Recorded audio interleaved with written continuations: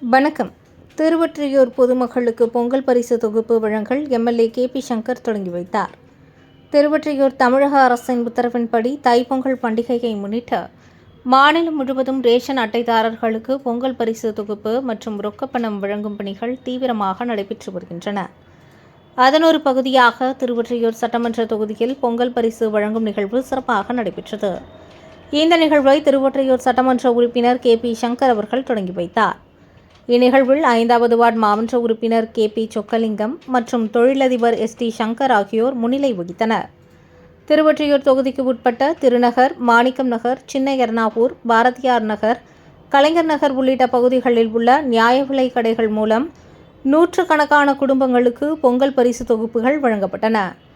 தமிழக அரசின் அறிவிப்பின்படி ஒவ்வொரு குடும்ப அட்டைதாரருக்கும் ரூபாய் 3000 ரொக்கப்பணம், 1 கிலோ பச்சரிசி, 1 கிலோ சர்க்கரை, ஒரு முழு நீலக்கரும்பு, இலவச வேட்டி மற்றும் சேலை ஆகியவை வழங்கப்பட்டன. பொதுமக்கள் நீண்ட வரிசையில் நின்று ஒழுங்காக பரிசு தொகுப்புகளை பெற்று சென்றனர். விநியோக பணிகள் எவ்வித சிரமமின்றி நடைபெற அதிகாரிகள் முறையான ஏற்பாடுகளை செய்திருந்தனர். பொங்கல் பரிசு வழங்கும் இந்த திட்டம் பொதுமக்களிடையே பெரும் வரவேற்பை பெற்றுள்ளது.